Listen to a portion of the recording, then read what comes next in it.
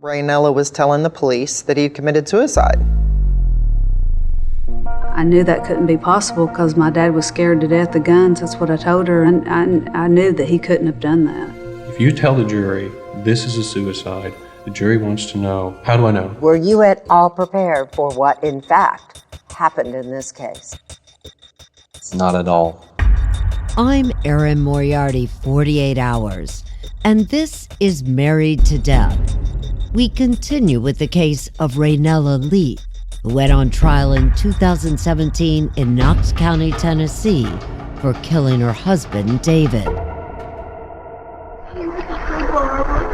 Nobody could cut hair like he could. He was a good barber. Your first name's Renee, correct? Raynella. On March 13, 2003, at 11:23 that morning, Raynella Leith reported her husband's suicide. Okay. Raynella. Raynella had been married to David Leith, her second husband, for 10 years when she says she walked into their home and found him dead of what appeared to be a self-inflicted gunshot wound. Ma'am! My husband shot himself. Three grandchildren, my grandchildren. This is Raynella Leith later that same day, Okay. What do you want me to call you? speaking with Knox County, Tennessee investigators. Okay. I need you to tell me about this morning. She tells them her husband had been ill and depressed about his health for some time and had been showing signs of dementia. This is Detective Moyer. Listen to these old audio tapes, recorded just hours after finding her husband's body.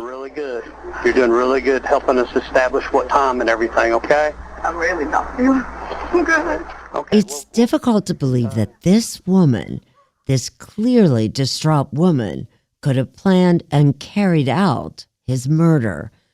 And I should point out that suicides involving white middle-aged men are common. More than 90 suicides every day in this country. Still, police are doing their job and asking the widow more questions.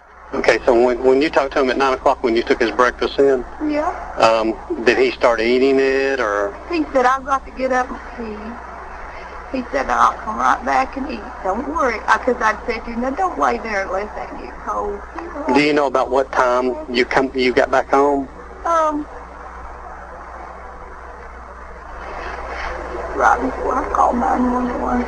Okay. You came through the breezeway and then you came in and you hit your answering machine and you called for him? Called for days and he didn't answer. When you came back, ma'am, he was laying on the bed just as he was when you found him? Yeah. Was the covers up on him like that or did you cover him up?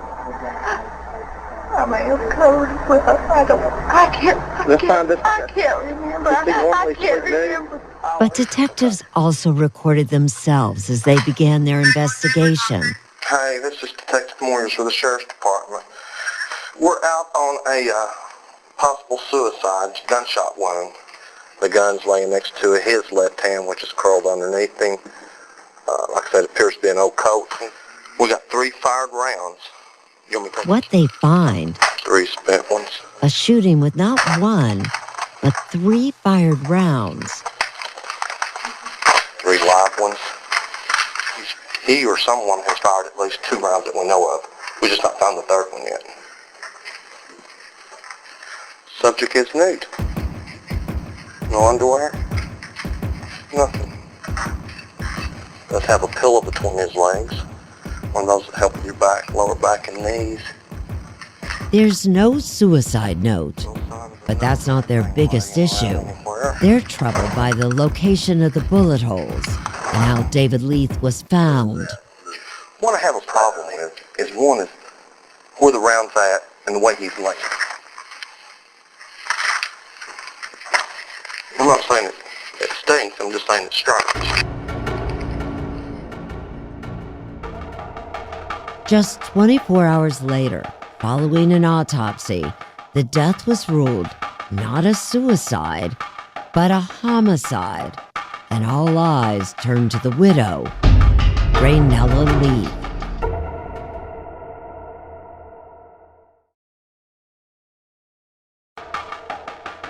14 years later, all eyes are still on Raynella Leith as she goes on trial for her husband's murder. And not for the first time. This is her third murder trial. Her first trial ended with a hung jury. She was convicted the second time around, but that conviction was overturned. And now she's back in court again. Raynella Leith, the nurse, and once a prominent member of Knoxville society, will stand trial for the murder of her second husband. All right. I'm sitting in the back of the courtroom with my producer, Josh Gaynor, and the other reporters. The Leith trial, like all trials run by Senior State Judge Paul Summers, begins with the Pledge of Allegiance. Of the United States of America. I've sat through so many trials where the judge can sometimes give the defense a very difficult time. And in this case, the judge was a real gentleman. He wore cowboy boots to court every day. Here's my producer, Josh. Justice for all. The same variation of a tie with the Tennessee state flag on it with the 3 stars. He spoke in almost a theatric way. Thank you. Please be seated. He is what you would hope a Southern judge would sound like, almost from a movie. Instead of wearing black robes, you ought to wear black and white striped robes, because all we really do are referee. But what is justice in the case of Raynella Leith?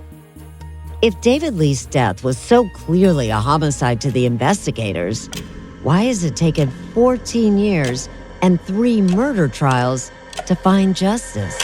The case was tried in the media before the case was tried to a jury. Defense attorney Josh Hedrick tells me he believes the prosecution of Raynella Leith took on a life of its own. Part of the difficulty is fueled by the press. It's not a compelling story for the purpose of selling papers or getting viewership to say that a man suffering from Alzheimer's and depression finally decided he was going to end his life. It's not the kind of story that's going to move papers off the rack.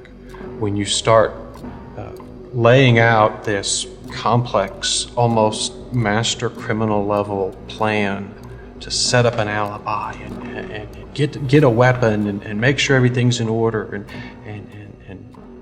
kill your husband and then cover your tracks so perfectly, that sells papers. And the presumption of innocence? Well, it seems long forgotten when it comes to Raynella Leith. And the story has only grown with time. The case makes the front page most days and is mentioned morning and night on the local TV stations. In court, Raynella Leith is sitting ahead of us to our right, with her other defense counsel, Rebecca LeGrand, often whispering in her ear.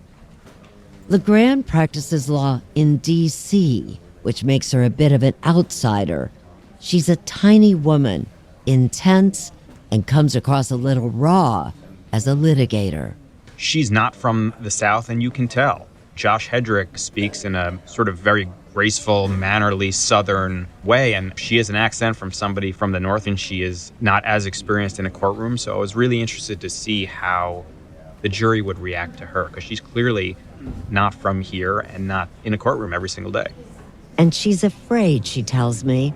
Raynella Leith was convicted once. It could happen again.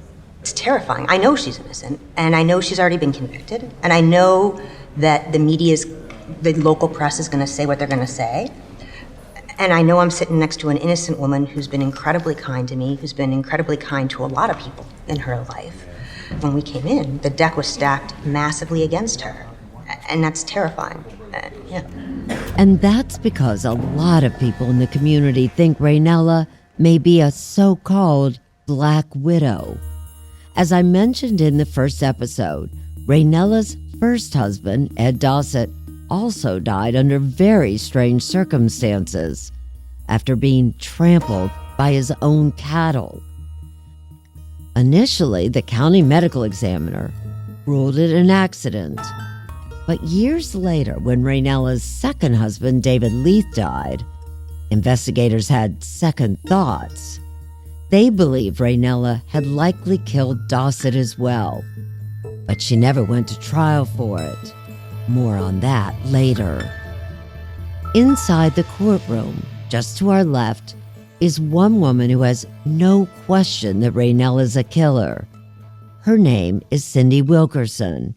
She's Raynella's stepdaughter and David Leith's only child. Do you miss your dad? Every day. Cindy Wilkerson is tiny. She's in her 50s, but looks much younger. Her long blonde hair always freshly styled. After all, she's a barber, not a hairstylist, a barber, just like her dad. My dad was fun, full of joy, loving, caring. He was a great dad. When she's not at court, she's here. He just loved to joke around. And at the suburban barbershop where her father once worked, she still uses his chair. But it's a joy to work where my dad did in the barbershop. Hello, Frank. And use the same chair he did. Cindy was surprised, even shocked, when just 6 months after Ed Dossett died, Raynella married her dad. But Raynella did make him happy. She'd fix his food and start his car in the morning, and just whatever he wanted, she just treated him like a king. Raynella would go out in the morning and start your dad's car before Yes. he went to work? Yes. And she'd bring him lunch? Bring him a milkshake every day. Now, this is a town where everybody knew everybody's business. So if there were issues in Raynella and David's marriage, wouldn't word have gotten out? Cindy and her cousin Beth Roberts are convinced Raynella killed David, but they also admit they didn't see any problems in the marriage besides the occasional nagging and nipping. Even when David suddenly retired from barbering in 2000, Cindy says her dad seemed fine. But did you begin to notice any kind of problems with your dad in 2000? Forgetfulness? No. Confusion? No. Did he seem more emotional? No. You didn't see any? No, he was very alert, very sharp. You know, he knew all of his surroundings. He was on top of it. Which is what she told investigators back on March 13th, when she got to her father's house and was told he had taken his life. What did you actually think when Raynella said your dad committed suicide? Did you initially think, well, maybe he did, but it's just hard to believe? No, I never did think that. I knew that couldn't be possible because my dad was scared to death of guns. That's what I told her, and I knew that he couldn't have done that. And there was the way he had done it that bothered Cindy even more.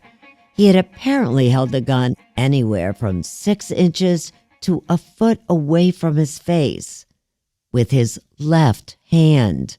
He could not have done that. And what about the idea? You see, David Leith was not just right-handed. He was unable to see with his left eye, injured years earlier in an accident while chopping wood. He would not have known how close to get or anything because he was totally blind out of that eye. But if David Leith didn't shoot himself, who did?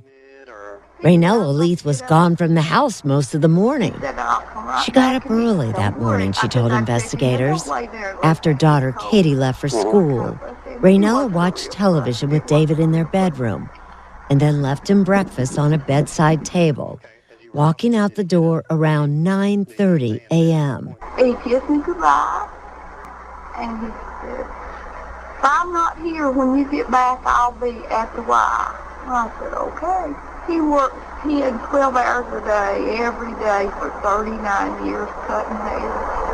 He deserved to rest. After Raynella left the house, she went to Park West Hospital to visit David's mother, her mother-in-law. And after that, she stopped by the high school to bring her daughter Katie medicine. Raynella Leith had an alibi, an almost too good to be true alibi. Because there was something she did that morning that would come back to haunt her. At 9:50 that very morning, About 20 minutes after she said she left the house, she called Cindy Wilkerson, who was at work at the barber shop. You know, she had asked me if we'd seen Daddy, and he went to work out on an empty stomach. Was that normal? No, she never called me at work. Never called you at work? Never called me at work. Have you seen your father today? He didn't eat his oatmeal this morning, so he must have gone. That's Stephen Crump, the district attorney general. There was the first indication on March 13th, 2003, that anything was unusual about David Lee. There would have been no reason to ask if he'd worked out. And there certainly would have been no reason to say he didn't eat his breakfast, because there's no way she could have known that unless she had been there, and unless the only reason she knew he hadn't eaten breakfast was because he was dead. Cindy says during the call, Raynella handed the phone to Cindy's grandmother to say hello. It was a way, she thinks, for Raynella to cover her tracks and prove she wasn't at home. It was unusual in tone. It was unusual into the fact that she called her at her business. Investigators began to suspect that Raynella Leith wasn't telling the whole story. And yet, even after her husband's death was ruled a homicide, nothing happened. What are you expecting will happen? Investigation, indictment, trial. But it doesn't. No, not even close. Not even close. David's cousin Beth Roberts says, everyone in the family expected Raynella Leith to be charged with murder. But months went by with no charges. So Cindy Wilkerson took matters into her own hands.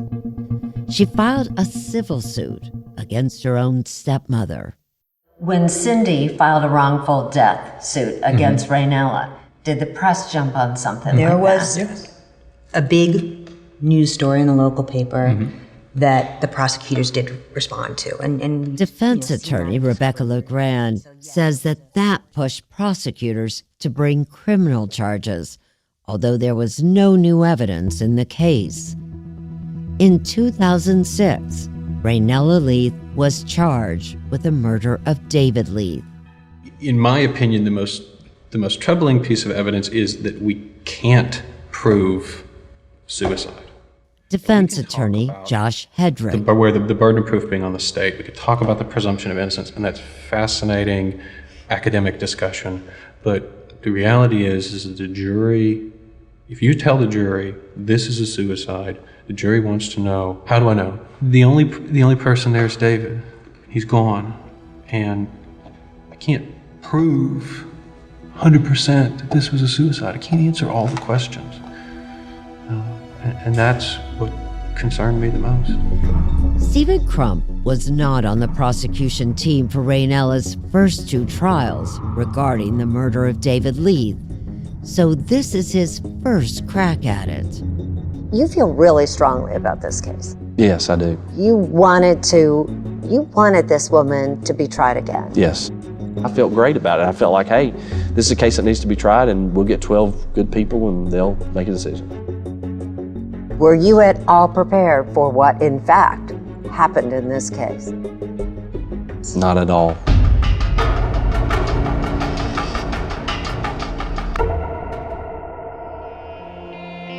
This podcast series, Married to Death, is developed by 48 Hours in partnership with CBS News Radio. Judy Tygart is executive producer. Nancy Kramer is our executive story editor. Mike Valet and Alan Pang are the series producer editors. This episode was produced by Josh Gaynor, Lisa Freed, and Luis Geraldo, and edited by Mike McHugh, Dwayne Tullison, Jamie Benson, and Megan Marcus. Thanks to composer Richard Fioca for his original scores. Gabriella Demergian and Morgan Canty are our associate producers. Kayla Cadell is our production associate. Thank you to Craig Swagler, the Vice President and General Manager of CBS News Radio. And finally, a shout out to all of you, our fans. We owe it to all of you, the millions of fans of 48 Hours in the U.S. and around the world. Don't forget to join me online. I am at EF Moriarty on Twitter, and we are at 48 Hours on Twitter, Facebook, and Instagram. See you soon.